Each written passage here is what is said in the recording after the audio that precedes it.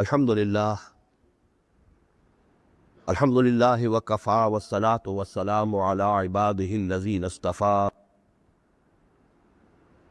خصوصاً علی افضلہم وخاتم النبیین محمد الامین وعلی آلہ وصحبہ اجمعین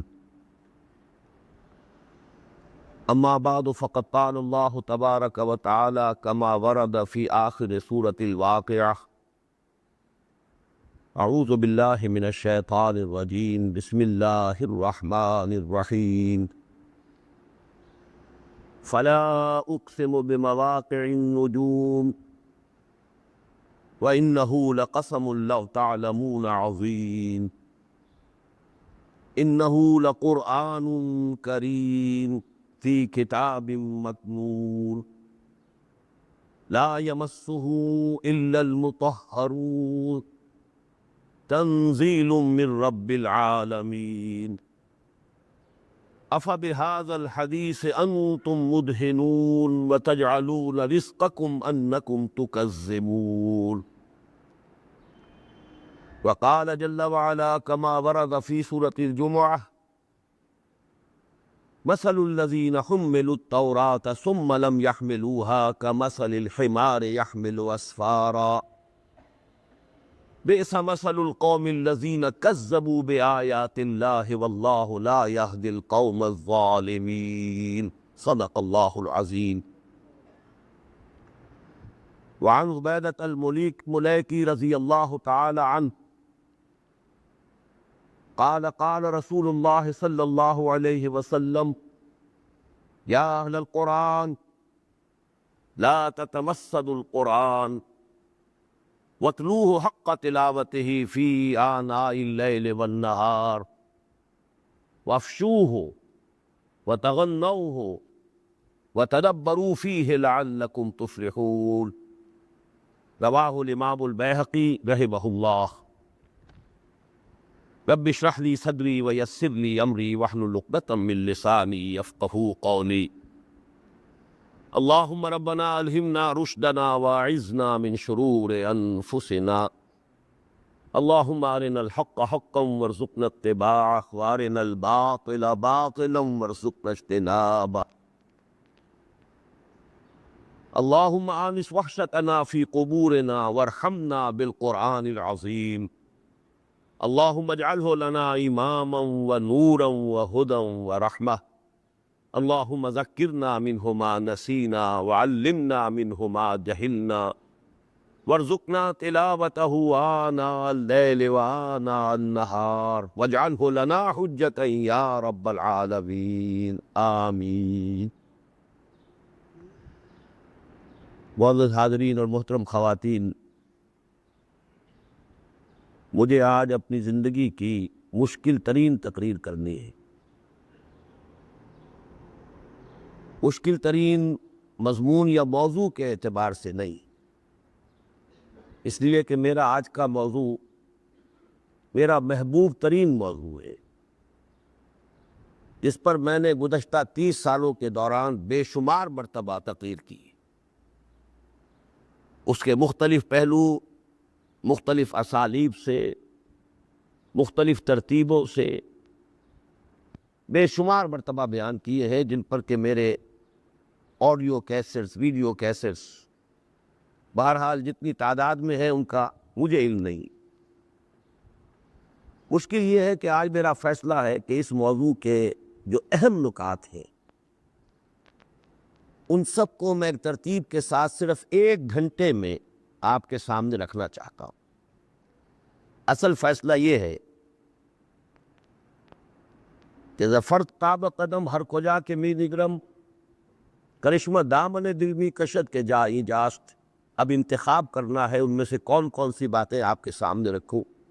بہرحال آپ دعا کیجئے کہ میں اس موضوع کے اہم حصوں کو ایک ترتیب کے ساتھ آپ کے سامنے اس محدود وقت میں بیان کر سکوں. موضوع آپ کے علم میں ہے اس لیے کہ بہت سے حضرات کے نگاہوں سے لازماً کل کا ہمارا اخباری اعلان گزرا ہوگا.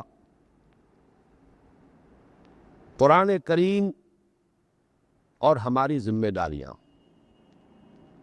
بلکہ اس موضوع پر پچھلے جمعے میں تقریر کر چکا ہوں، اگرچہ اس کا عنوان ذرا مختلف تھا، بات ایک ہی ہے، اس کا مثبت عنوان یہ ہے جو آج ہے، قرآن کریم کی عظمت اور ہماری ذمہ داریاں۔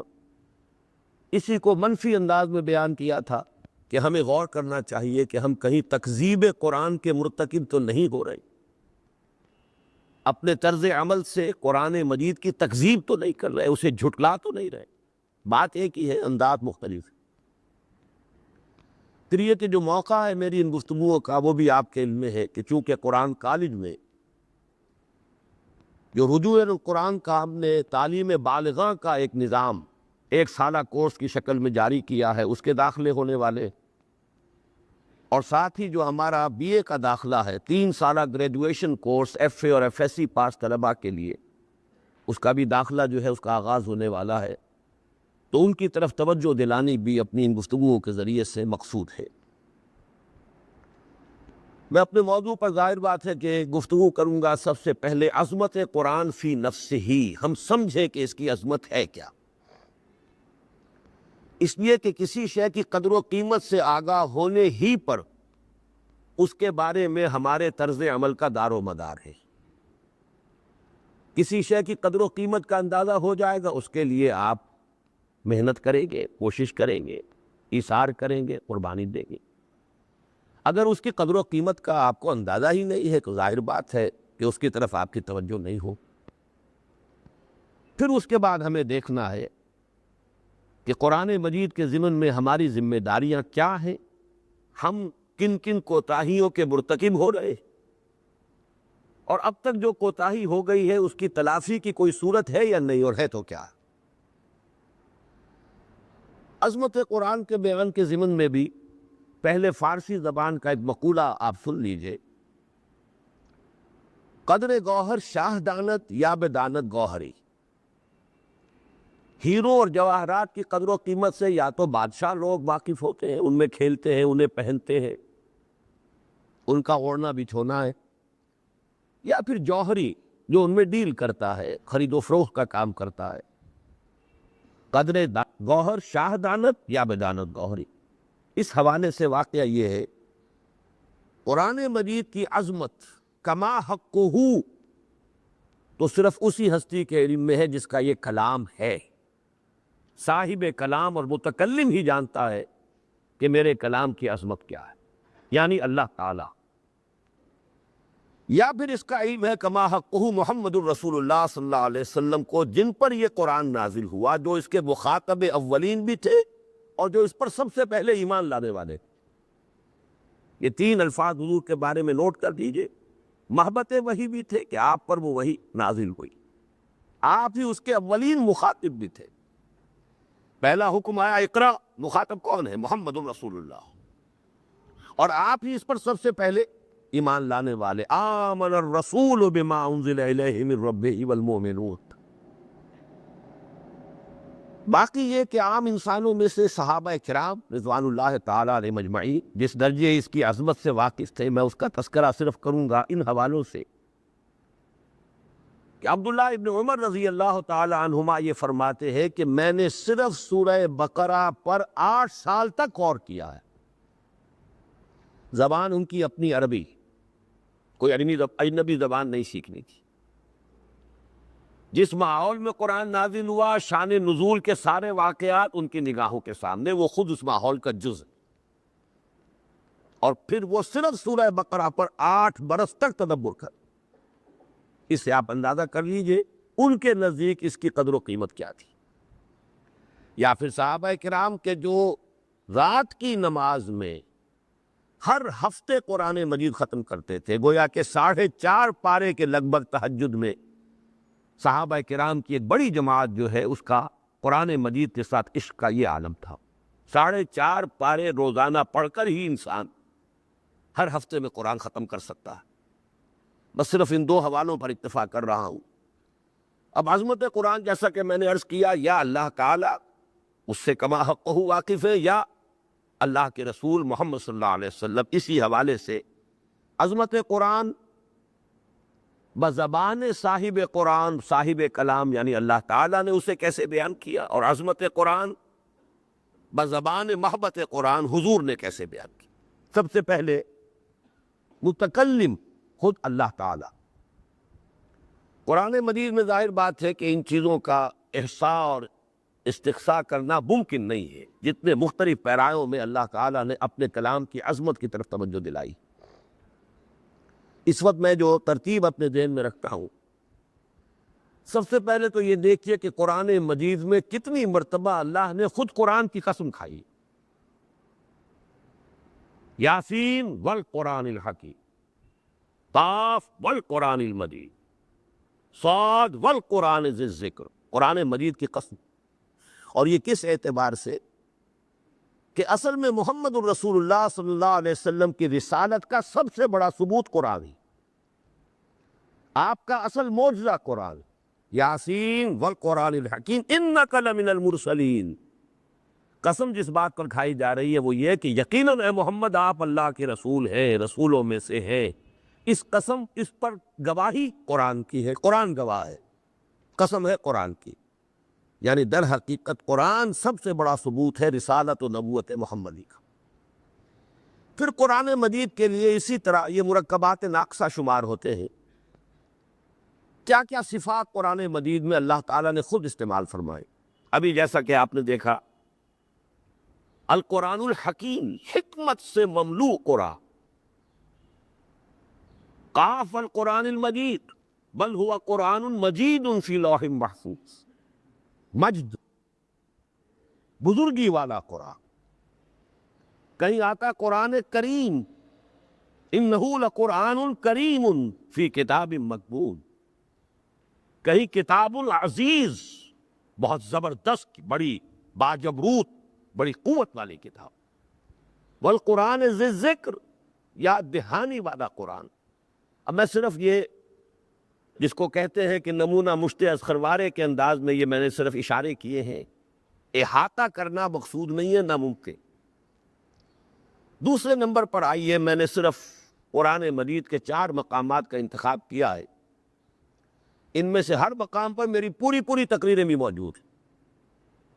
وہ تو یہ کہ اس کے کیسٹس، آڈیو، ویڈیو آپ حاصل کر سکیں گے۔ اس وقت صرف میں تیزی کے ساتھ گزر رہا ہوں، اور ترتیب میں نے یہ قائم کی ہے کہ وہ مقام جس میں ایک آیت میں قرآن کی عظمت بیان ہوئی، پھر یہ ارتھمیٹیکل پروگریشن جسے ریاضی میں کہا جاتا ہے، وہ مقام جس میں 2 آیات واری، پھر وہ مقام جس میں 4 آیات میں عظمت قرآن کو اللہ نے بیان کیا، پھر وہ مقام جس میں 8 آیات میں اللہ تعالیٰ نے عظمت قرآن کو بیان، 1 2 4 8۔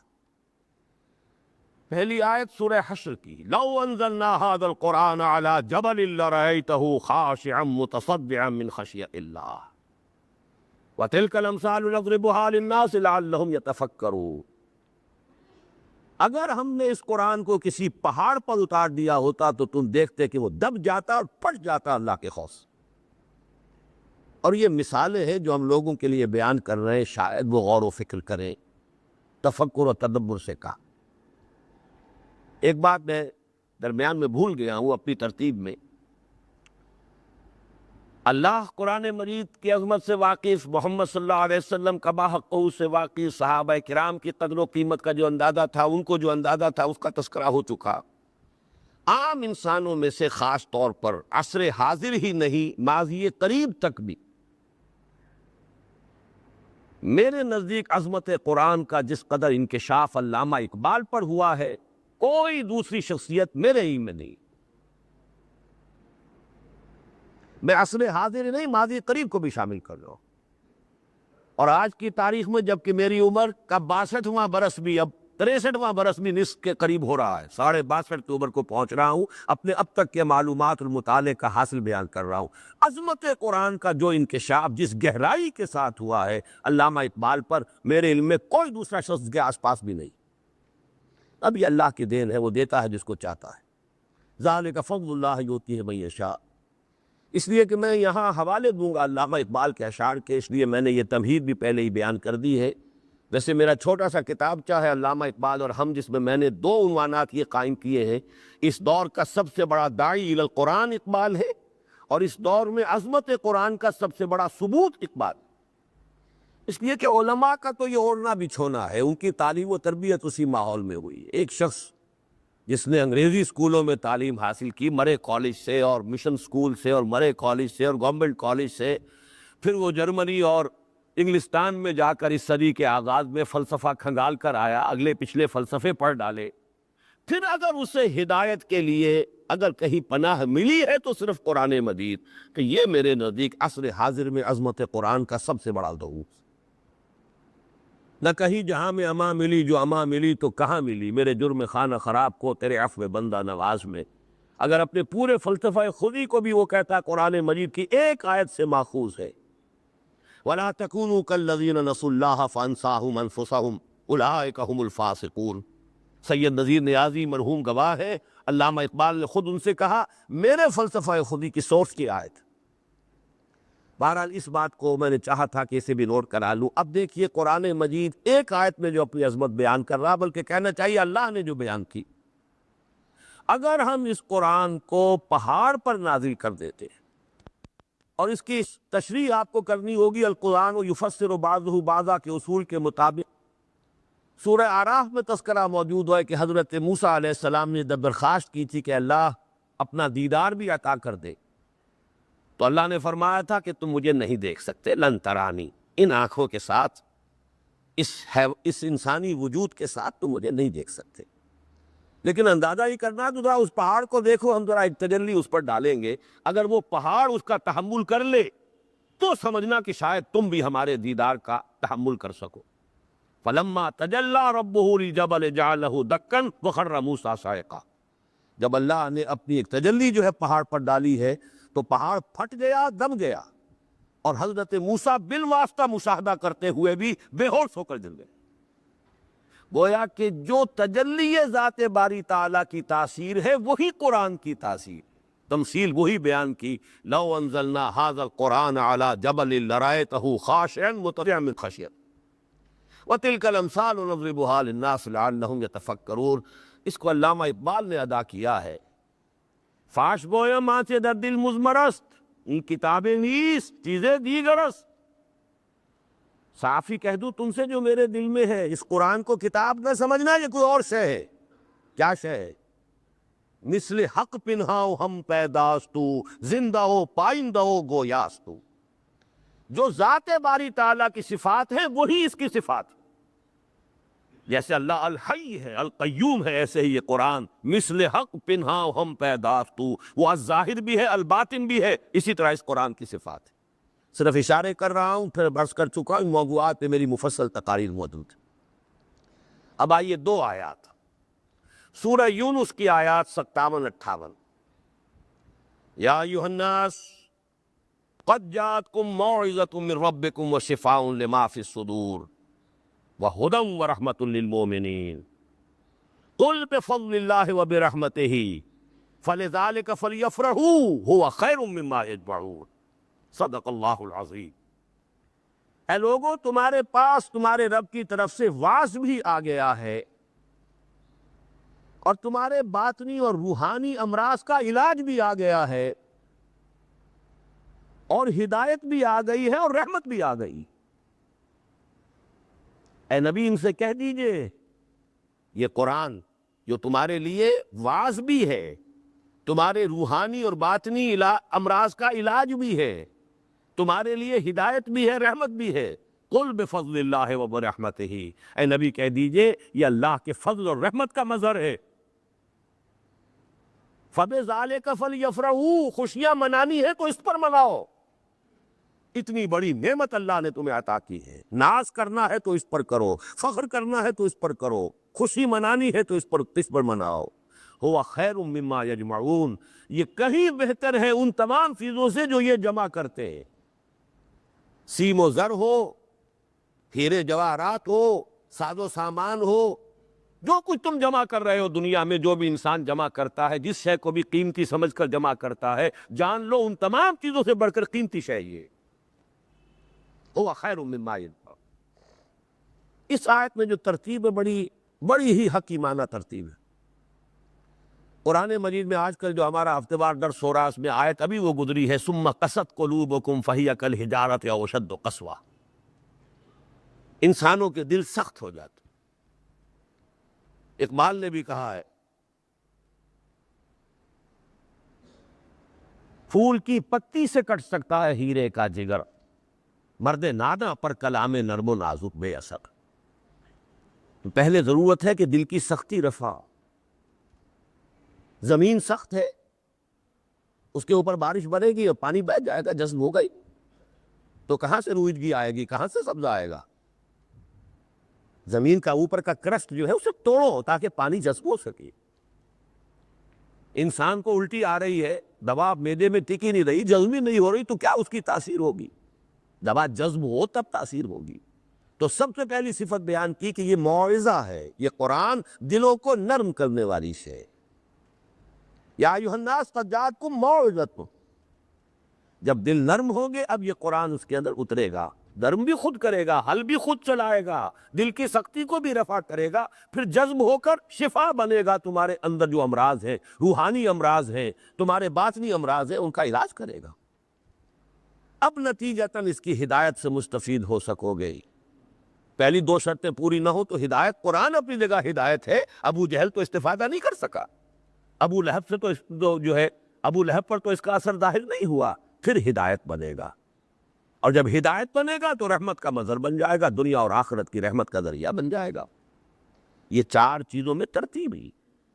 یا ایھا الناس قد جاءتکم موعظۃ من ربکم وشفاء لما فی الصدور وہدی ورحمۃ للمؤمنین قل بفضل اللہ وبرحمتہ، اے نبی کہیے ان سے، جان لو اللہ کے فضل کا سب سے بڑا مظہر، اللہ کی رحمت کا سب سے بڑا مظہر یہ قرآن۔ فَبِذَلِكَ فَلْيَفْرَحُوا، فرح، خوشی، اور فرح عربی زبان میں آتا ہے وہ خوشی جس میں آدمی پھولے نہ سما رہا ہو خوشی سے، اور قرآن میں عام طور پہ یہ لفظ مدح میں نہیں آتا، ذم میں آتا، لا تفرح۔ انسان دنیا میں رہنا چاہیے، آپے میں رہے، کسی بھی بات پر اتنی بھی خوشی نہ ہو کہ جیسے کہ پھولے نہیں سما رہے، لیکن وہ لفظ استعمال کیا۔ اگر تمہیں واقعتاً اس درجے کی خوشی منانی ہے کہ پھولے نہ سماؤ تو اس قرآن پر خوشی مناؤ۔ فَلِذَلِكَ فَلْيَفْرَحُوا هُوَ خَيْرٌ مِّمَّا يَجْمَعُونَ، یہ کہیں بڑھ کر ہے اپنی قدر و قیمت میں ان تمام چیزوں سے جو یہ جمع کر رہے ہیں۔ پھر میں عرض کروں گا، اس پر تفصیل میں جانے کا موقع نہیں ہے، ورنہ پھر وہی بات ہے، ایک ایک لفظ میرا دامن کھینچ رہا ہے کہ رکو یہاں تفصیل بیان کرو، لیکن نہیں، آج مجھے تیزی سے آگے بڑھنا۔ اب آئیے چار آیات، سورہ رحمان کی ابتدائی چار آیات۔ الرحمن علم القرآن خلق الانسان علمہ البیان، اس پر تو میری کئی تقاریر ہیں۔ یہ چار آیتوں میں چار چوٹی کی چیزوں کا ذکر کیا۔ اللہ کے نام 99 نام ہے، سب سے پیارا نام رحمان ہے۔ ہمیں سب سے بڑھ کر اللہ کی رحمت کی ضرورت ہے، اور رحمت کی بھی جو شان رحمان میں آتی ہے، طوفانی انداز، جیسے کہ ٹھاٹھے مارتا ہوا سمندر ہو، اللہ کی رحمت کی اس شان کا مظہر قرآن ہے۔ الرحمن علم القرآن، اس نے قرآن سکھایا، باقی سب کچھ بھی اس نے سکھایا۔ آدم کو اسماء کا علم بھی اسی نے دیا تھا، علم آدم الاسماء کلہا، جو کسی کو معلوم ہے سب اسی کا عطا کردہ ہے، لیکن تمام علوم میں چوٹی کا علم قرآن کا علم ہے، اس لیے کہا علم القرآن۔ الف بے پڑھنا بھی اسی نے سکھایا ہے تمہیں، فزکس اور کیمسٹری اور جیوگرافی اور بایولوجی بھی اسی کے عطا کردہ تمہیں علوم حاصل ہوئے ہیں۔ سائنس اور ٹیکنالوجی ہو، سب کچھ وہ علم اسماء کا ظہور ہے جو آدم کو دے دیے گئے تھے پوٹینشلی، لیکن یہ کہ جو علم بھی اس نے دیا ہے اس میں چوٹی کا علم یہ قرآن۔ نمبر 3، خلق الانسان، تو کیا صرف انسان کو پیدا کیا اللہ نے؟ اس نے آسمان بنائے، اس نے زمین بنائی، اس نے سورج بنایا، چاند بنایا، نہ معلوم کتنے سورج، کتنے چاند بنائے، کتنے ستارے بنائے، کتنی گیلیکسیز بنائی، جن بنایا، فرشتے پیدا کیے، نہ معلوم اور کتنے حیوانات اس زمین میں پیدا کیے، سمندر کے آپ حیوانات کا ابھی اندازہ نہیں کر سکتے، خشکی کے، یہ سب کس نے بنائے؟ اللہ نے۔ لیکن اس کی تخلیق کا نقطہ عروج انسان، کلائمیکس، خلقتہ بیدی، جسے میں نے اپنے دونوں ہاتھوں سے بنایا۔ خلق اللہ آدم علی صورتہ، اپنی صورت پر بنایا، اپنی صفات کا عکس کامل رکھا ہے اس انسان کے اندر، عالم خلق اور عالم امر جمع کر دی ہے اس انسان کے اندر۔ کوئی مخلوق اور نہیں اس میں یہ دونوں عالم جمع ہو گئے. اب یہ حقیقت انسان کے موضوع پر میری ایک تحریر بھی ہے، لیکن اس وقت میں تفصیل میں نہیں جا سکتا. اللہ کے ناموں میں چوٹی کا نام الرحمن. اس نے جو بھی علم دیا ہے کسی کو بھی دیا، اس میں چوٹی کا علم قرآن. اس نے جو بنایا، جو مخلوقات پیدا کی، ان میں چوٹی کی تخلیق انسان. علمہ البیان. انسان کو جو صلاحیتیں اور استعدادات عطا کی ہیں ان میں چوٹی کی استعداد بیان ہے، سپیچ. یہ میڈیکل کے طالب علموں سے پوچھئے، دماغ کا جو سب سے اونچا ہائیسٹ ایوالوڈ حصہ ہے گرے میٹر، اور اس میں سب سے بڑا ایریا سپیچ سینٹر. باقی صلاحیتوں میں تو حیوانات ہم سے آگے ہے. ہماری بینائی حیوانات کی بینائی سے زیادہ نہیں ہے. ایسے بھی حیوان ہیں جو بغیر روشنی کے دیکھ لیں، ہمیں تو روشنی کی احتیاج. قوت شامہ سونگنے کی کتے کے اندر کہیں زیادہ ہے ہم سے. ہر شے کی حقیقت سونگ کر جانتا ہے، دیکھنے کی، سونگنے کی، چکھنے کی، سننے کی. کتنی دور سے آواز جو ہے گھوڑے کا کان پکڑ لیتا ہے، اینٹینا اس کا کھڑا ہو جاتا ہے فوراً، اور سوار جان لیتا ہے کہ کوئی خطرے کی بات ہے. اس لیے باپ نے مجھے نہیں پتا. تو ان باقی صلاحیتوں میں تو تمام حیوانات ہم سے بہت اعلیٰ ہیں. یہ بیان اور بیان کے دونوں حصے ہیں. بیان کا سمجھنا بھی اس میں شامل ہے، اور پھر معافی ضمیر کا اظہار بھی اس میں شامل ہے. یہ اسی کے در حقیقت سینسری اور موٹر دو حصے. آپ کے ہاتھ پر کسی چیز نے کاٹا، اس کا احساس یہاں گیا، حکم گیا کہ اس ہاتھ کو ہٹا لو، یہاں کوئی شے خراب ہے. یہ پورا آپ کا سرکل مکمل تب ہوتا. تو در حقیقت کلام کا فہم، جتنا فہم ہوگا اتنا ہی بیان کریں گے آپ. میں علامہ اقبال کا تذکرہ کر رہا تھا کہ عظمت قرآن کو بیان انسان کر سکتا ہے، اپنی اپریسیشن کی حد تک ہی تو کرے گا. جو چیز آپ پر منکشف ہوئی ہے اسی کو تو بیان کرے گے. اگر انکشاف سطحی ہے، سطحی بیان بھی ہوگا. انکشاف محدود ہے تو محدود ہی بیان بھی ہوگا. تو در حقیقت یہ بیان جو ہے، یہ قوت کلام، اس میں دونوں حصے شامل. یہ ہے جو اعلیٰ ترین صفت ہے انسان. تمام مخلوقات میں سب سے بلند مخلوق انسان، اور انسان کی صلاحیتوں میں چوٹی کی صلاحیت بیان. اب اس کا ایک منطقی نتیجہ نکلتا ہے. وہ حدیث ہے حضرت عثمان رضی اللہ تعالیٰ عنہ سے منطقی نتیجہ پہلے خود نکالیے. چوٹی کی صلاحیت کو چوٹی کے مصرف پر استعمال ہونا چاہیے نا. ایک کہاوت ہے عام کولوکیل لینگویج کی کہ توپوں سے مکھیاں نہیں ماری جاتی. توپ کسی اور کام کے لیے، مکھی مارنے کے لیے تو نہیں ہے. تو جو صلاحیت ہے چوٹی کی، اس کا مصرف کہاں ہونا چاہیے؟ کسی گھٹیا کام میں. روٹی تو آدمی جو ہے ہاتھ کی معمولی کمائی سے بھی اپنا پیٹ بھر سکتا ہے، محنت تھوڑی سی. اس قوت بیان کو کمائی کا ذریعہ نہ بناؤ. اس کا ایک ہی مصرف صحیح ہے، اور وہ یہ کہ اسے بیان کرو، قرآن کو بیان کرو جو چوٹی کی چیز ہے. یہ بات ہے کہ جو حضرت عثمان رضی اللہ تعالیٰ عنہ کی حدیث میں آ گئی. انہوں نے روایت کی، حدیث تو حضور کی ہے، خیرکم. اب یہاں بھی وہ سپرلیٹو ڈگری ہے، چوٹی کی چیزوں کا ذکر ہو رہا ہے. تمام ناموں میں اللہ کے چوٹی کا نام الرحمن. تمام علوم میں چوٹی کا علم قرآن. تمام مخلوقات میں چوٹی کے مخلوق انسان. انسانی استعدادات میں چوٹی کی استعداد بیان. تو اب اس کا مصرف اس کو جوڑ لیجئے. خیرکم من علم القرآن علمہ. یہ وہی سینسری اور موٹر دو حصے آ گئے. تم میں سے بہترین لوگ وہ ہیں جو قرآن سیکھیں اور سکھائیں. یہ وہی کلام کے دونوں حصے. پہلے اس کا فہم ہے، سمجھنا ہے. جو سمجھو گے وہی سمجھا سکو گے نا. سمجھائی کچھ نہیں تو سمجھاؤ گے کیا؟ سمجھا گہرائی میں ہے تو سمجھاؤ گے بھی گہرائی. سمجھا سطحی طور پر ہے تو سمجھاؤ گے بھی سطحی طور پر. سیکھا ہے صرف پڑھنا تو پڑھنا ہی سکھا سکو گے ناظرہ. اور اگر گہرائی میں اتر کر تدبر کیا ہے تو اس کے علم اور حکمت کے موتی جو ہے لوگوں میں تقسیم کر سکو. خیرکم من تعلم القرآن وعلمہ. مجھے یہاں اقبال کا وہ شعر یاد آ رہا ہے جو غالباً ان کے مرکز پر جو ان کے بڑے چیدہ اشعار لکھے ہوئے ہیں ان میں سے یہ بھی ہے. اگر یک قطرہ خون داری، اگر مشتے پرے داری، بیا بامن تو آموزم طریق شاہ بازی را. اگر تمہارے جسم میں کوئی قطرہ خون کا ہے، اگر مٹھی بھر پر اللہ نے دے رکھے ہیں، تو آؤ کہ میں تمہیں شاہبازی کے طریقے سکھاؤں۔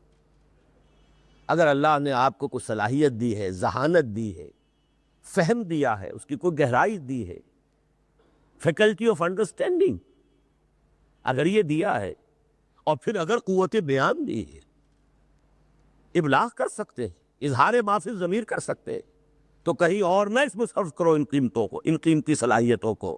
بیا بامن تو آمودم طریق شاہ بازی را، آؤ میرے پاس کہ میں تمہیں سکھاؤں کہ زندگی کا بلند ترین کیریئر یہی ہے، خیرکم من تعلم القرآن وعلمہ۔ قرآن سیکھنے پر اپنی صلاحیت صرف کرو، اور قرآن سکھانے پر اپنی قوت بیانیت کو صرف کرو۔ اس سے کمتر پر نہیں، جس کو آپ کہتے ہیں اکثر اخباری اشتہارات میں ہوتا ہے، نیور سیٹل فار لیس، اپنی صلاحیت کی اعلیٰ ترین قیمت حاصل کرو، جو آپ کے پاس جو بھی پروڈکٹ ہے اس کی اونچی سے اونچی قیمت حاصل کرو۔ اللہ نے جو صلاحیتیں دی ہیں ان کو گھٹیا سی چیزوں کے لیے، لیشتروا بہ ثمنا قلیلا، دنیا کی کچھ آسائشیں، دنیا کا کچھ آرام، دنیا کی کچھ چمک دمک، دنیا کی کچھ جو بھی اس طرح کی زیبائشیں آرائشیں ہیں، ان کے اوپر ان صلاحیتوں کو خرچ نہ کرو۔ خیرکم من تعلم القرآن وعلمہ۔ اب آگے چلیے، 8 آیات۔ فلا اقسم بمواقع النجوم، پچھلے جمعے میں تفصیلی تقریر کر چکا ہوں اس پر، میں اس کا کیسٹ تو تازہ تازہ آپ کو مل سکتا ہے، اس میں صرف ترجمہ کروں گا۔ تو نہیں، میں قسم کھاتا ہوں ان جگہوں کی جہاں ستارے ڈوبتے ہیں۔ آج ہم پر یہ حقیقت منکشف ہو چکی ہے کہ یہاں مراد وہ بلیک ہولز ہیں، اس کاسموس میں، کائنات میں، جہاں بڑی بڑی گیلیکسیز ختم ہو چکی ہیں، اور اب صرف سیاہ ڈاٹس رہ گئے، بلیک ہولز۔ وَإِنَّهُ لَقَسَمٌ لَوْ تَعْلَمُونَ عَظِيمٌ، اور یہ قسم بہت بڑی ہے جو ہم کھا رہے ہیں، اگر تم سمجھ سکو۔ نزول قرآن کے وقت ظاہر بات ہے یہ بات سمجھ میں نہیں آ سکتی تھی، بلیک ہولز کس کا نام ہے، کس مصیبت کو، کس بلا کو کہتے ہیں۔ آج کا سائنسدان جانتا۔ إِنَّهُ لَقُرْآنٌ کریم، یہ قرآن ہے بہت بڑی عزت، فی کتاب مکنون، چھپی ہوئی کتاب میں ہے۔ یہ قرآن جو میرے اور آپ کے پاس ہے یہ قرآن نہیں ہے، اصل قرآن تو کہیں اور ہے، یہ اس کی مصدقہ نقل ہے، یہ مصحف ہے۔ اصل قرآن کہاں ہے؟ لوح محفوظ میں ہے۔ اصل قرآن کہاں ہے؟ کتاب مکنون میں ہے، فی کتاب مکنون، چھپی ہوئی کتاب، لوح محفوظ۔ انہو فی ام الکتاب لدینا لعلی الحکیم، یہ تو اس ام الکتاب میں ہے جو ہمارے پاس ہے، اللہ کے پاس ہے۔ یشہدہ المقربون، ظاہر بات ہے کہ وہاں تو جنات کی رسائی نہیں، کہ اور جو ملائکہ کے بھی طبقہ اسفل ہے ان کی نہیں، مقربون جو ملائکہ مقربین ہے صرف ان کی رسائی ہے۔ یہاں بھی فرمایا لا یمسہ الا المطہرون، اس کو چھو ہی نہیں سکتے مگر صرف وہ جو بہت پاکیزہ، پاک باز فرشتے، اور فرشتوں میں بھی چوٹی کے جو ملائکہ مقربین ہیں۔ وہ ہے کتاب، وہ ہے قرآن، یہ تو مصدقہ نقل ہے اس کی جو ہمیں اللہ تعالیٰ نے عطا کر دی۔ انہ لقرآن کریم فی کتاب مکنون لا یمسہ الا المطہرون، ہاں وہاں سے اس کو تنزیل من رب العالمین، اب اس کی تنزیل ہوئی ہے رفتہ رفتہ، درجہ بدرجہ، تھوڑی تھوڑی، یہ آیات اور سورتوں کی شکل میں تنزیل ہوئی ہے۔ افبہذا الحدیث انتم مدہنون، اب یہاں پر بات آ گئی نیگیٹو انداز۔ کیا اتنی عظیم شے کے لیے تمہارے اندر مداہنت ہے، بے اعتنائی ہے، بے توجہی ہے، سہل انگاری ہے؟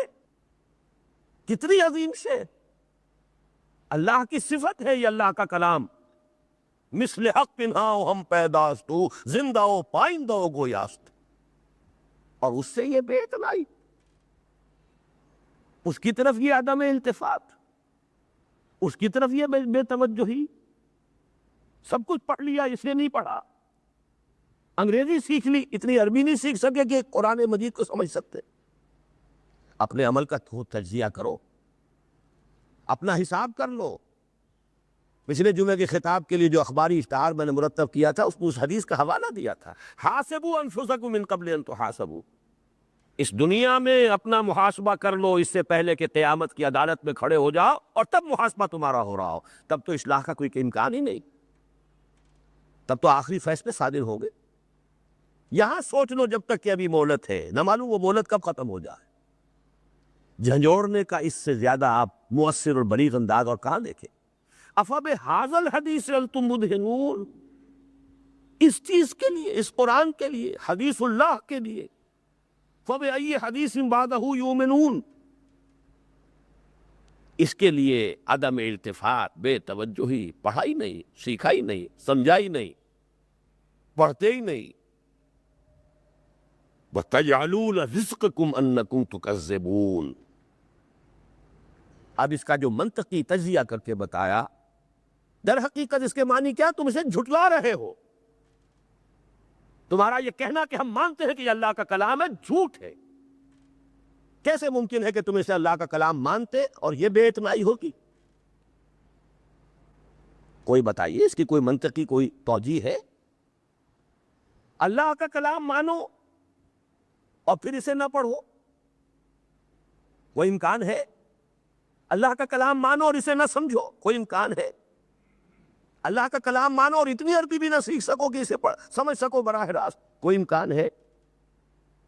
اگر تو کوئی منطقی جواز ہے، کوئی اس کے لیے دلیل ہے، کوئی عذر ہے اور معقول ہے، تو آپ سوچ لیجئے کہ شاید قیامت میں بھی چھٹکارا ہو جائے۔ افبہذا الحدیث انتم مدہنون وتجعلون رزقکم انکم تکذبون، تم نے اپنا نصیب یہ بنا لیا، تم نے اپنا مقدر یہ ٹھہرایا، تم نے اپنا یہ حصہ طے کیا کہ تم اسے جھٹلا رہے ہو۔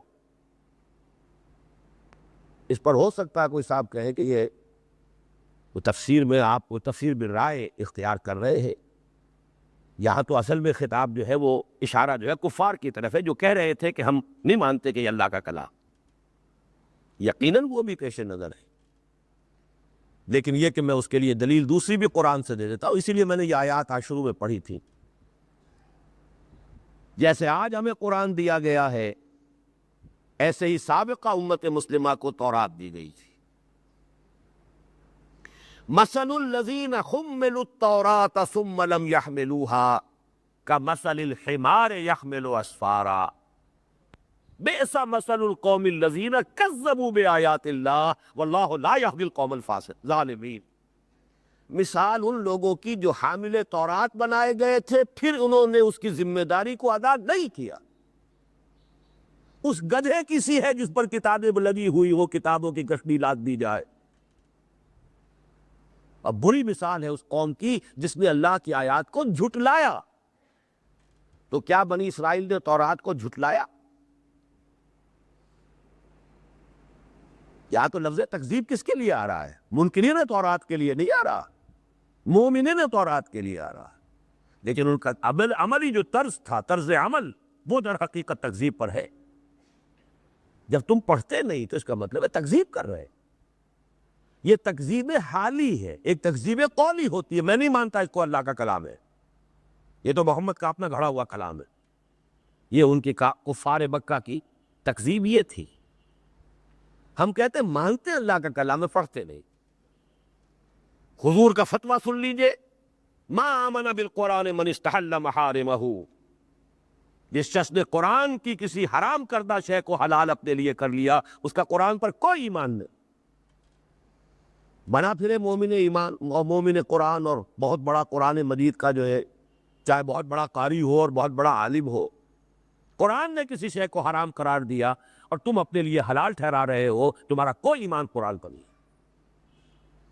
تو در حقیقت یہ تکذیب حالی ہے، تکذیب عملی ہے، ایک تکذیب قولی ہے، وہ تو ظاہر بات ہے ہم نہیں کر رہے، تب تو مسلمان ہی نہیں رہیں گے، وہ تو پھر مرتد ہو جائیں گے، لیکن اصل میں یہ تکذیب ہے عملی جس کا کہ ہم ارتکاب کر رہے ہیں، جس کے لیے کہ سابقہ مثال دی ہے، مثل الذین حملوا التوراۃ ثم لم يحملوها کمثل الحمار يحمل اسفارا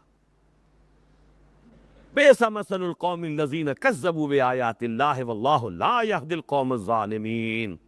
مثال ان لوگوں کی جو حامل تورات بنائے گئے پھر انہوں نے اس کی ذمہ داری کو ادا نہیں کیا، اس گدھے کی سی ہے جس پر کتابوں کا بوجھ لدا ہو، اور بری ہے مثال اس قوم کی جس نے اللہ کی آیات کو جھٹلایا، اور اللہ ایسے فاسقوں کو ہدایت نہیں دیتا۔ زبردستی ہدایت دینا اللہ کا کام نہیں، زبردستی ہدایت دینا چاہے تو دنیا میں کوئی گمراہ ہے ہی نہ، اللہ نے تو انسانوں کے اوپر چھوڑا، اما شاکرا و اما کفورا، دونوں راستے کھلے، ادھر جانا چاہتے ہو ادھر جاؤ، ادھر جانا چاہتے ہو ادھر جاؤ، ایک میں اللہ کی رضا ہے، ایک میں اللہ کا غضب ہے، کھول دیا ہے تم پر۔ قرآن مجید کے ضمن میں تو میں صرف انہی مقامات پر اکتفا کر رہا ہوں۔ اب آئیے حضور نے کس کس طور سے اسے بیان کیا۔ ایک حدیث حضرت ابوبکر رضی اللہ تعالیٰ عنہ سے مروی ہے، اگرچہ اس کا متن اس وقت میرے پاس موجود نہیں، لیکن مضمون قرآن میں آ چکا ہے سورہ یونس کی ان 2 آیات میں۔ جس شخص کو اللہ نے قرآن جیسی نعمت دی ہو پھر بھی وہ کسی دوسرے شخص کے بارے میں یہ سمجھے کہ اس پر اللہ کا زیادہ بڑا فضل ہوا ہے، اس نے قرآن کی قدر نہیں سمجھی۔ بہت بڑے دولت مند کو دیکھا، ملینئر بلینئر کو دیکھا، بہت بڑی جائیداد دیکھ لی، بہت بڑے اور مذاہب دیکھ لیے، اور دل میں یہ خیال آ گیا کہ یہ زیادہ خوش نصیب انسان ہے، اللہ کا اس پر بڑا فضل ہے۔ اس نے قرآن مجید کی قدر نہیں کی کہ جو اللہ نے اسے دے رکھا ہے، جس سے بڑی کچھ ہے نہیں۔ دوسری حدیث میں اس ترتیب سے لا رہا ہوں خلفاء اربعہ کے حوالے سے، جیسے میں نے وہاں ترتیب قائم کی 1 آیت 2 آیات 4 آیات 8 آیات، تو خلفاء اربعہ حضرت ابوبکر کی روایت یہ ہے جس کا متن اس وقت نہیں ہے میرے پاس۔ دوسری حدیث حضرت عمر سے، مسلم شریف کی روایت ہے۔ حضور فرماتے ہیں عن عمر بن الخطاب رضی اللہ تعالی عنہ قال قال رسول اللہ صلی اللہ علیہ وسلم ان اللہ یرفع بہذا الکتاب اقواما ویضع بہ آخرین، رواہ مسلم رحمہ اللہ۔ حضرت عمر فرماتے ہیں کہ حضور نے ارشاد فرمایا اب اللہ اسی قرآن کی بدولت قوموں کو بام عروج پر لے کر جائے گا، اور اسی قرآن کو ترک کرنے کے باعث تار مذلت میں گرا دے گا۔ اب یہ ہے میزان اللہ کی، اس میں تلیں گی قومیں۔ اسی حدیث کے ترجمان اقبال نے کی، بڑی خوبصورت انداز۔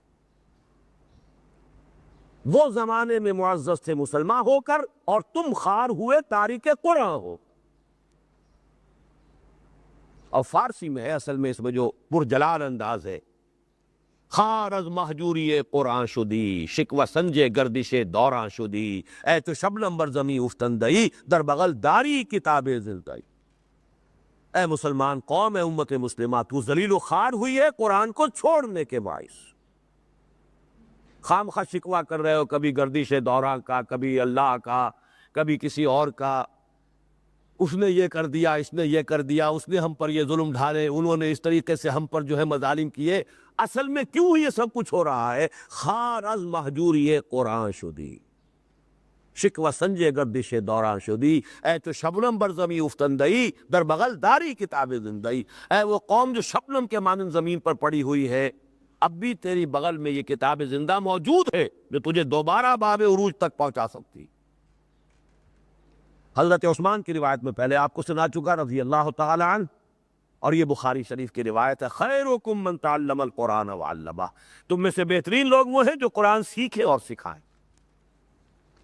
حضرت علی سے جو روایت ہے ایک محدود تعداد میں وہ یہاں پر تقسیم کی جا چکی ہے، یہ طویل روایت ہے، اور جو حضرات بھی پہلے آئے تھے محدود تعداد تھی انہیں بہرحال یہ مل گئی ہے۔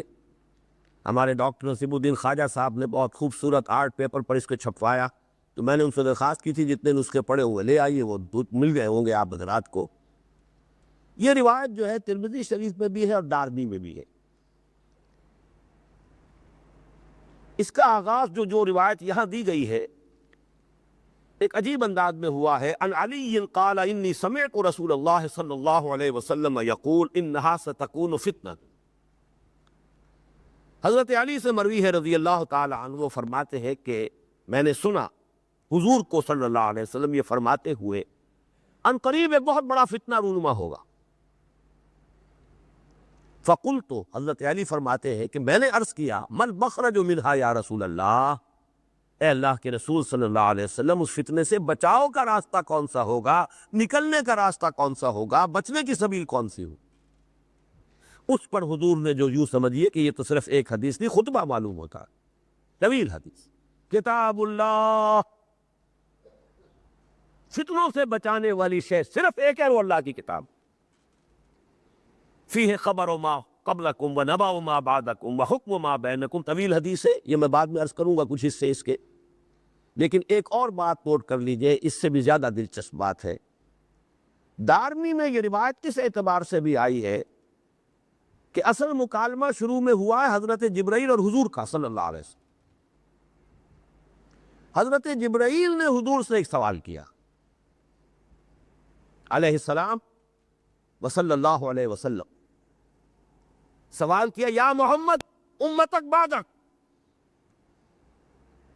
اے محمد آپ کی امت کا آپ کے بعد کیا بنے گا، کبھی سوچا بھی ہے؟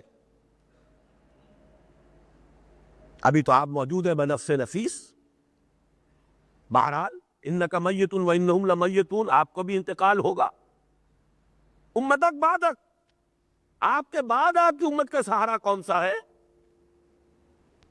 فقال رسول اللہ صلی اللہ علیہ وسلم مل مخرج یا جبرائیل، اب یہ سوال حضور نے کیا حضرت جبرائیل سے کہ اے جبرائیل بات تو تم نے بہت اہم کہی ہے، تم ہی بتاؤ کہ اس کی سبیل کیا ہے، راستہ کون سا ہے، اس مسئلے کا حل کیا ہے؟ وہاں حضرت علی کہہ رہے ہیں مل مخرج منہا یا رسول اللہ، حضور نے فرمایا انہا ستکون فتنۃ، یہاں حضرت جبرائیل نے کہا تھا یا محمد امتک بعدک، فقال رسول اللہ صلی اللہ علیہ وسلم مل مخرج یا جبرائیل، اس سوال کا حل بھی تم ہی بتاؤ ہے جبرائیل۔ اب انہوں نے کہا کتاب اللہ فیہ خبر ما قبلکم و نبأ ما بعدکم، باقی حدیث یہ، تو گویا کہ آپ یہ بھی کہہ سکتے ہیں کہ یہ کلام جبرائیل ہے جو نقل کیا محمد رسول اللہ صلی اللہ علیہ وسلم۔ یہی وجہ ہے دیکھیے کہ خطبہ حجۃ الوداع کے موقع پر حضور صلی اللہ علیہ وسلم نے جو بات کہی وہ کیا تھی؟ آخری بات، قد ترکت فیکم ما ان اعتصمتم بہ لن تضلوا ابدا، کتاب اللہ۔ چونکہ حجۃ الوداع میں آپ نے متعدد مواقع پر یہ کہا تھا کہ اے مسلمانوں شاید یہ میرا آخری حج ہو، شاید آپ دوبارہ اس جگہ پر ملاقات نہ ہو، بار بار آپ کے الفاظ آتے ہیں خذوا عنی مناسککم فانی مقبول، حج کے سارے مناسک مجھ سے سیکھ لو، اچھی طرح سمجھ لو، اس لیے کہ میرا انتقال ہونے والا، انی مقبوض، اور یہ بھی الفاظ ہے کہ شاید دوبارہ اس مقام پر ملاقات نہ ہو۔ تو گویا کہ یہی تھا اس کی مناسبت سے کہ آپ نے اپنے خطبے میں آخری بات یہ فرمائی، قد ترکت فیکم، میں تو جا رہا ہوں، جانے والا ہوں، لیکن تمہیں بے یار و مددگار چھوڑ کر نہیں جا رہا، قد ترکت فیکم ما ان اعتصمتم بہ لن تضلوا ابدا، چھوڑ دی ہے میں نے تمہارے اندر وہ شے جو اگر مضبوطی کے ساتھ تھامے رکھو گے کبھی گمراہ نہیں ہوگے، کتاب اللہ، وہ اللہ کی کتاب۔ یہ لفظ اعتصام واعتصموا بحبل اللہ، یہ اس حدیث کے ٹائٹل جو ہے جو مطبوعہ آپ کو تقسیم ہوا جن کو بھی ملا ہے، واعتصموا بحبل اللہ جمیعا، اللہ کی رسی کو مضبوطی سے تھامو۔ اب اس حدیث کے میں چند جملے چاہتا ہوں آپ سن لیں۔ قال کتاب اللہ فیہ نبأ ما قبلکم، دیکھو اس میں تم سے پہلے جو کچھ ہوا ہے اس کی خبریں موجود ہیں، وخبر ما بعدکم، جو تمہارے بعد ہونے والا ہے اس کی بھی خبریں موجود ہیں، وحکم ما بینکم، جو بھی اختلافات تمہارے مابین ہوں گے، نزاعات ہوں گے، ان سب کا فیصلہ بھی موجود، هو الفصل، وہ فیصلہ کن کلام ہے، لیس بالہزل، یہ کوئی یاوہ گوئی نہیں ہے، بے معنی جو ہے باتیں نہیں ہے، من ترکہ من جبار قسمہ اللہ، جو کوئی شخص غرور کی وجہ سے اس قرآن سے اعراض کرے گا اللہ اسے پیس کر رکھ دے گا، ومن ابتغى الہدی فی غیرہ اضلہ اللہ، جو ہدایت تلاش کرے گا اس کے سوا کسی اور جگہ اللہ اسے گمراہ کر کے چھوڑے گا۔ ہدایت کا مقصد تو یہ ہے تم کہیں اور تلاش کر رہے ہو، وَهُوَ حَبْلُ اللَّهِ الْمَتِينُ، یہی تو اللہ کی مضبوط رسی ہے جس کو قرآن میں کہا گیا وَاعْتَصِمُوا بِحَبْلِ اللَّهِ جَمِيعًا، علامہ اقبال کے شعر بھی شروع میں دیے گئے ہیں، یہاں بہت پیارے اشعار ہیں۔ ماں ہوا خاک و دل آگاہ اوست، اعتصامش کن کہ حبل اللہ بوست۔ مضبوطی سے تھامو اس قرآن کو کہ حبل اللہ یہی هو حبل اللہ المتین وہو الذکر الحکیم، یہی ہے یاد دہانی اور موعظت اور نصیحت۔ وہو الصراط المستقیم، یہی تو سیدھا راستہ ہے جو اللہ سے تم استدعا کرتے ہو ہر نماز کی رکعت میں، اہدنا الصراط المستقیم، وہ اللہ نے دے رکھا ہے تمہیں۔ باقی کچھ حصے میں اس کے چھوڑ رہا ہوں، اس میں تذکرہ یہ بھی ہے کہ جنات کی ایک جماعت نے جب اس قرآن کو سنا ہے تو فوراً کہا آمنا بھی، ہم اس پر ایمان لے آئے۔ دو جگہ چونکہ ذکر ہے، سورہ جن میں بھی ذکر ہے، سورہ احقاف میں۔ یہاں تو سورہ جن کی آیت کا حوالہ حضور نے دیا، سورہ احقاف کی آیت میں جو الفاظ آئے ہیں وہ اس اعتبار سے بڑے عجیب ہے کہ جنات کی ایک جماعت نے ایک ہی مرتبہ قرآن سنا ہے، اسی پر ایمان لائے، فوراً داعی بن کر اپنی قوم کی طرف چلے گئے۔ یا قومنا اجیبوا داعی اللہ، یہ ہے ایک مثالی کردار۔ جو حقیقت تم پر منکشف ہو گئی فوراً قبول کرو اور فوراً اس کے پرچارک اور داعی بن جاؤ۔ یا قومنا اجیبوا داعی اللہ، ہماری قوم اس اللہ کی طرف پکارنے والے کی پکار پر لبیک کہو، ایمان لاؤ، اس کی تصدیق کرو۔ اس کے جو آخری چار ٹکڑے ہیں وہ ضرور میں آپ کو سنانا چاہتا ہوں۔ سے بلاغت اور فصاحت کی بھی معراج ہے۔ ویسے تو یہ کہ بہرحال اصل معراج تو قرآن ہے فصاحت و بلاغت کی، لیکن جیسا کہ میں نے اس کے قرآن کے بعد اگر کوئی ہے تو محمد الرسول اللہ کا کلام صلی اللہ علیہ وسلم۔ فرمایا من قال بہ صدقہ، جس نے کوئی بات اس قرآن کی بنیاد پر کہی سچ کہا۔ ومن عمل بہ اجر، جس نے اس پر عمل کیا اس کا اجر محفوظ۔ ومن حکم بہ عدل، جس نے اس کی بنیاد پر کوئی فیصلہ کیا اس نے عدل کیا۔ آخری ٹکڑا غور سے سنیے، ومن دعا الیہ ہدی الی صراط مستقیم، جس نے اس کی طرف بلایا اس کی ہدایت ہو گئی سیدھے راستے کی طرف۔ یعنی اگر کوئی قرآن کا داعی بن کر کھڑا ہو جائے، کوئی اور اسے قبول کرے نہ کرے، جہنم میں جائے، اس کی ہدایت جو ہے اللہ کے ہاں انشور، خود اس کی ہدایت ہو گئی۔ کوئی قبول کرے گا اپنے لیے، نہیں کرے گا اس کی پاداش اس کی۔ جو داعی القرآن بن جائے گا، ضمانت یہ حدیث دے رہی ہے، اس کی ہدایت ہو گئی۔ ہدیٰ من دعا الیہ ہدی الی صراط مستقیم، جو اس کا داعی بن گیا اس کی ہدایت تو ہو گئی اللہ کی طرف سے۔ اللہ تعالی ہم سب کو اس کی توفیق عطا فرمائے۔ بہرحال اللہ تعالیٰ نے قرآن مجید کی عظمت جس طور سے بیان کی، اللہ کے رسول نے جس طور سے بیان کیا، اب اس کے بعد حضرت عبیدہ ملیکی رضی اللہ تعالیٰ عنہ سے جو مروی روایت ہے، حاصل اب اس کا کیا ہے؟ حضرت عبیدہ ملیکی رضی اللہ تعالیٰ عنہ فرماتے ہیں، اور یہ بیہقی کی روایت ہے، حضور نے ارشاد فرمایا یا اہل القرآن، اب یہ جگر تھام کے بیٹھو، یہ میرا اور آپ کا تذکرہ ہے۔ اے قرآن والو، جیسے یہود اور نصارہ کہلاتے ہیں یا اہل الکتاب، اے کتاب والو، حضور نے ہمیں مخاطب کیا ہے، یا اہل القرآن لا تتوسد القرآن، قرآن کو تکیہ نہ بنا لینا۔ وسادہ تکیہ، تکیہ پیٹھ کے پیچھے ہوتا ہے، یعنی اس کو پیٹھوں کے پیچھے نہ پھینک دینا۔ نبذ فریق من الذین اوتوا الکتاب کتاب اللہ وراء ظہورہم، جن لوگوں کی کتاب دی گئی تھی تم سے پہلے، ان میں سے بہت سے لوگوں نے اللہ کی کتاب کو اپنی پیٹھوں کے پیچھے پھینک۔ تم ایسا نہ کرنا۔ اور تکیے پر انسان سہارا لیتا ہے، اسے صرف اپنا ذہنی سہارا نہ بنا لینا، ہمارے پاس بڑی شے ہے بس۔ اس کا حق ادا کرو۔ اس کا حق کیا ہے؟ وَاتْلُوهُ حَقَّ تِلَاوَتِهِ فِي آنَاءِ اللَّيْلِ وَالنَّهَارِ، اسے پڑھا کرو جیسے کہ اس کے پڑھنے کا حق ہے، رات کی گھڑیوں میں بھی اور دن کی گھڑیوں میں بھی، رات کے اوقات میں بھی دن کے اوقات میں۔ وَافْشُوهُ، اسے عام کرو، پھیلاؤ، لائی بنو۔ من دعا الیہ ہدی الی صراط مستقیم، اس کے پرچارک بنو، اس کے مبلغ بنو۔ خیرکم من تعلم القرآن وعلمہ وافشوہ وتغنوہ، غنا کے دونوں معنی ہیں، دونوں یہاں مراد ہیں مختلف احادیث کے حوالے سے۔ غنا موسیقی کو بھی کہتے ہیں۔ اللہ تعالیٰ نے حسن سماعت کی حس بھی انسان میں رکھی ہے، کسی میں زیادہ کسی میں کم، کسی میں ذوق زیادہ ہے کسی میں کم ہے۔ قرآن میں ملکوتی غنا موجود ہے، ڈیوائن میوزک ہے اللہ کا اس قرآن کے اندر۔ کس سے اپنی اس حسن سماعت کی طرف جو ہے اس کو پورا کرو۔ اور نمبر 2 غنا کہتے ہیں غنی انسان، دولت مند انسان جسے کوئی احتیاج نہ ہو۔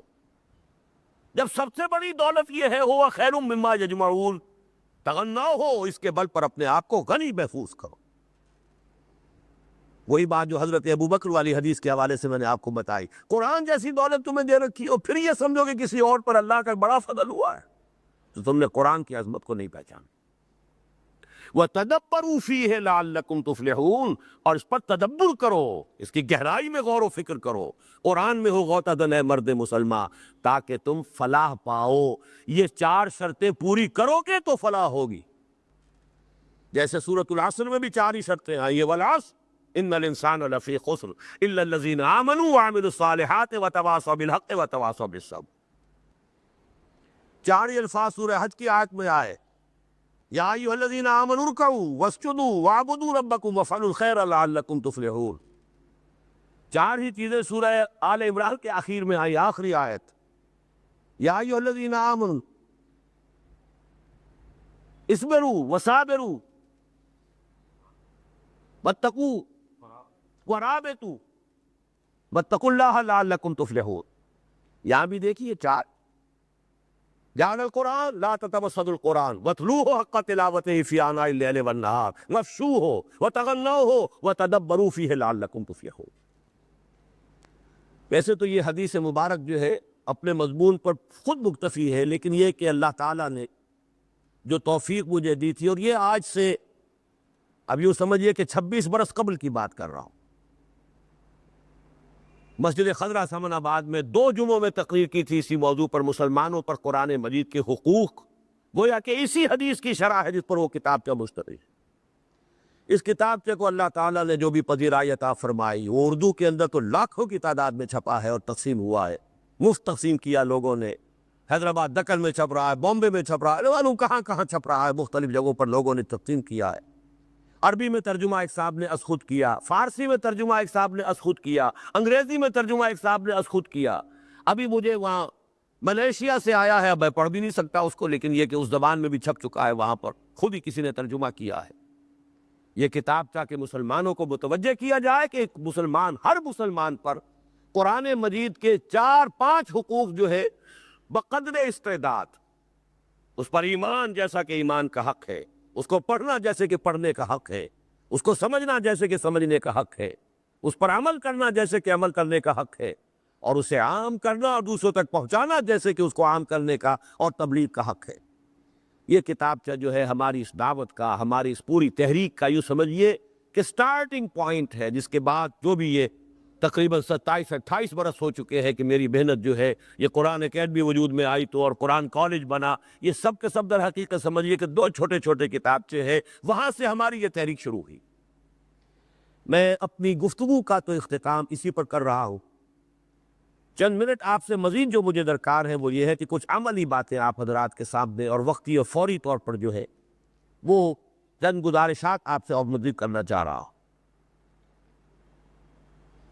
پہلی بات تو یہ ہے کہ اس پوری تحریک جو ہماری تھی، تحریک قرآنی، دعوت رجوع القرآن، جیسا کہ میں نے عرض کیا، اس کا نقطۂ آغاز یہ 2 چھوٹے چھوٹے پیمفلٹ تھے، مسلمانوں پر قرآن مجید کے حقوق اور اسلام کی نشر ثانیہ کرنے کا اصل کام۔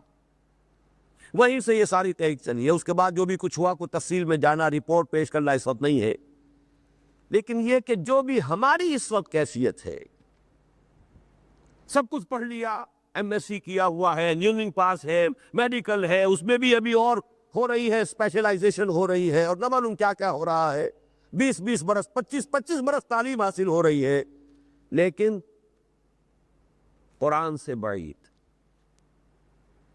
نیئر ہیئر سے سنی سنائی باتیں، منہم الامیون لا یعلمون الکتاب الا امانیہ، پڑھے لکھے ان پڑھ ادھر پی ایچ ڈی ہے، ادھر الف کا نام بے نہیں جانتے قرآن کا اور دین کا۔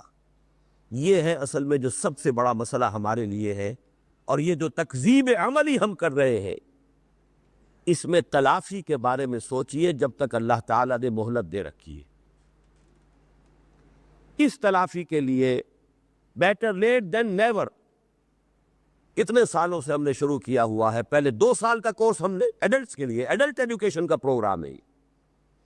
آپ ڈاکٹر ہیں، انجینئر ہیں، کچھ اور ہیں، آپ انگریزی کے پروفیسر ہیں، معاشیات کے پروفیسر، جو بھی آپ کر رہے ہیں، آپ کہیں ڈپٹی کمشنر ہیں، کہیں ایس ایس پی ہیں، جو بھی لگے ہوئے ہو، لیکن مسلمان ہونے کے ناطے یہ ذمہ داریاں بھی آپ کی ہے کہ نہیں؟ اس کا محاسبہ ہوگا کہ نہیں ہوگا؟ یا اہل القرآن میں آپ شامل ہیں کہ نہیں؟ یا اہل القرآن لا تتوسطوا القرآن، اس میں خطاب حضور کا آپ سے ہے کہ نہیں؟ اس کے لیے یہ 1 سالہ کورس، رجوع الی القرآن کورس، اس کے لیے چونکہ اب اس کا آغاز ہو رہا ہے، اس سال کی نئی جو بیچ ہے اس کا آغاز، ابھی داخلے ہونے ہیں، 27 تاریخ کو غالباً اس کے انٹرویو ہونے ہیں، اور 1 اکتوبر سے اس کی کلاسیں شروع ہو جائیں۔ تو اس موقع پر میں نے یہ ساری گفتگو آپ کے سامنے رکھی ہے کہ اس کے لیے جو بھی تلافی کر سکتے ہیں کریں۔ پھر اس میں یہ کہ خاص طور پر جو ہمارا بی اے کا نظام ہے قرآن کالج میں، ہم نے وہ 3 سال کا بی اے کورس رکھا ہے۔ F A F S C pass جنہوں نے دوسری جگہ سے کی ہوئی، جو ہمارے ہاں سے ایف اے کر کے آئیں گے انہیں ضرورت نہیں ہے، وہ 2 سال کے اندر گریجویشن کر لیں گے، اس لیے کہ ایف اے میں ہم لازماً عربی پڑھاتے ہیں، بنیادی قرآن مجید کے مضامین کا تعارف کرا دیتے ہیں، اس حوالے سے انہیں ضرورت نہیں ہے۔ لیکن یہ ہے کہ جنہوں نے بغیر عربی پڑھے ہوئے، بغیر کوئی دینی تعلیمات حاصل کیے ہوئے، جنہوں نے ایف اے کیا ہے، چاہے آرٹ سے کیا ہے، چاہے وہ F S C medical non medical ہے، 1 سال جو ہے ان کا بھی اسی رجوع الی القرآن کورس کے ساتھ شامل ہے۔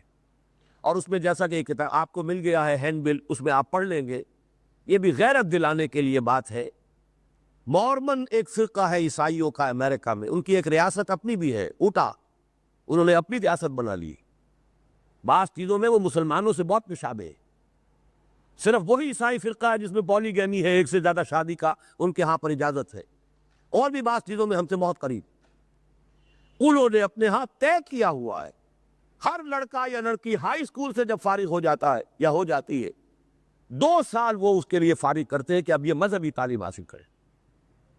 1 سال انڈور بیٹھ کر پڑھو، اور 1 سال جاؤ میدان میں کام کرو، تبلیغ کرو، اس کے بعد کالج میں جاؤ، میڈیکل کی تعلیم حاصل کرنی ہے، انجینئرنگ کی کرنی ہے، ایم ایس کرنا ہے، جو کرنا کرو، لیکن 2 سال پہلے نکال دو۔ تو میں نے خاص طور پر یہ جو ہے، یہ جو آپ کو تقسیم ہوا ہوگا کتاب، یہ ہینڈ بل، اس میں میں نے حوالہ دیا ہے، شاید کوئی غیرت جاگ جائے۔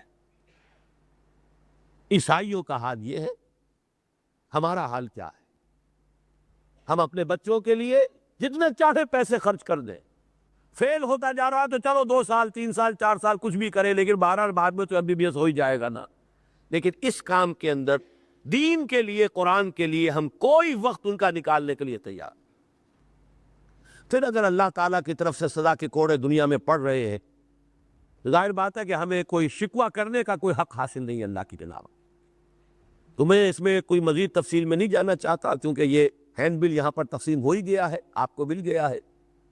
کیریئر بھی جیسا کہ تفصیل اس کے اندر بیان کر دیا گیا۔ اس کے بعد ٹیچنگ لائن ہے، لیکچرر بنے، پروفیسر بنے، ایم اے کریں مختلف مضامین میں، بہت نوبل پروفیشن ہے، قوم کی تعمیر کا موقع ملتا ہے، کمپٹیشن کے ایگزامینیشن میں جائیں، اور وہاں یہ ہے کہ اگر آپ کو ڈپٹی کمشنر اور آپ کے ہاں میجسٹریٹس وہ ہو کہ جو جمعے کا خطبہ دے سکیں اور نکاح پڑھا سکے اور جو دینی خدمات سر انجام دے سکے، تو آپ سوچئے کہ اس معاشرے میں کتنی تبدیلی آئے۔ ڈپٹی کمشنر بھی ہو اور ضلع کے صدر مقام پر سب سے بڑی مسجد کے اندر خطبہ بھی دے رہا ہو، وہ جو بھی کوئی شان تھی کسی درجے میں تو اس کا عکس پیدا ہو جائے گا جو خلافت راشدہ کے دوران تھے۔ پھر یہ کہ نمبر 3 وکالت کا پیشہ ہے، اسی لیے اس میں حوالہ دیا ہے نوجوانوں کو۔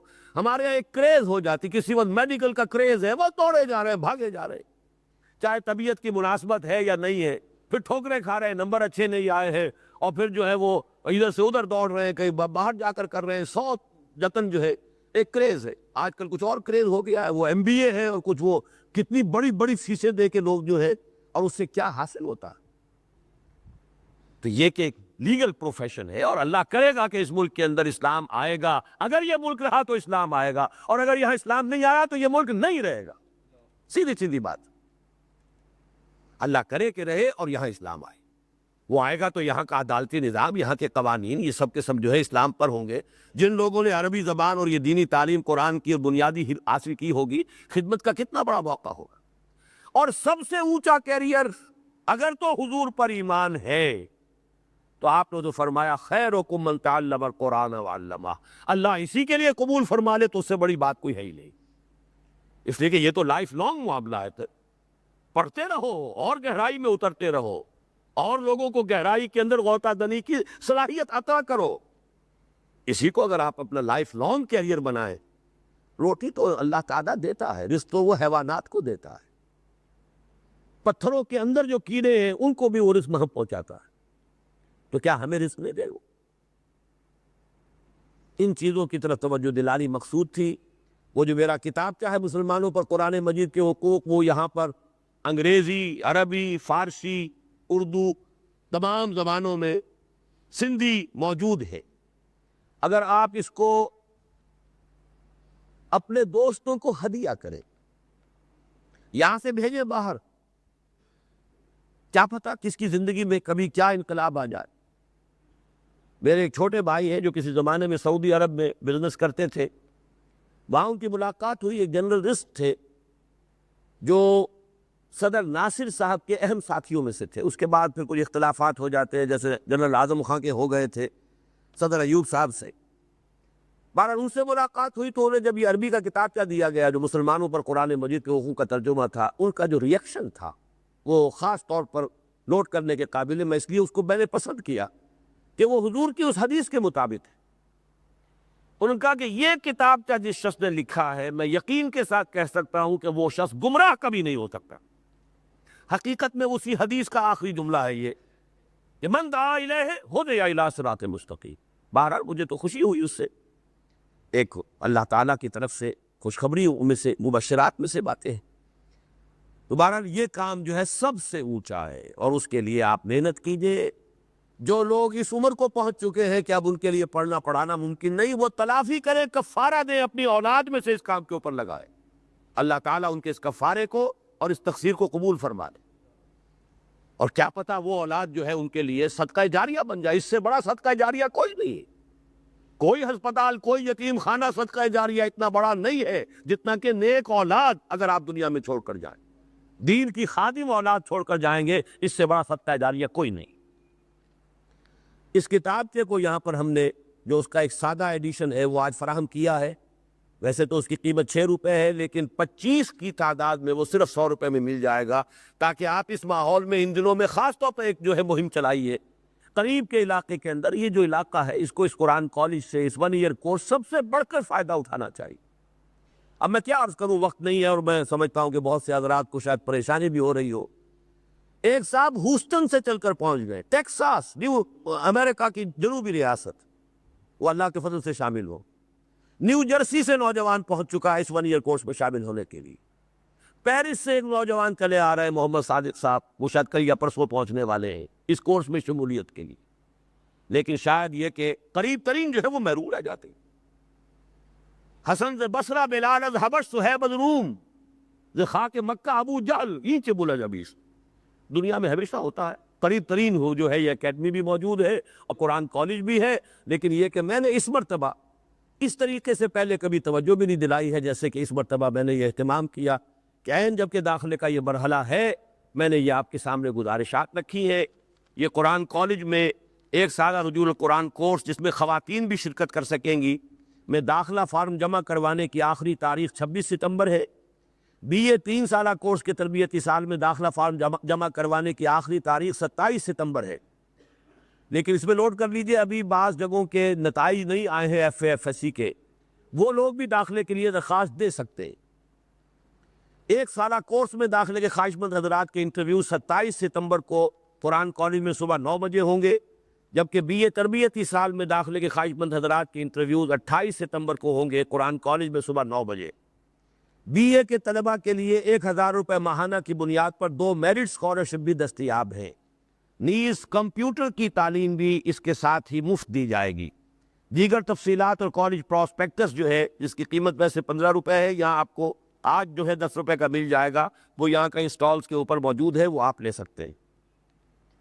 بس آج مجھے کل کے درس کے بارے میں بھی عرض کر دوں، یہاں ہمارے ہاں جو درس قرآن جاری رہتا ہے، اس آبادی کے لوگ اس میں بھی بہت ہی کم شریک ہو رہے ہیں۔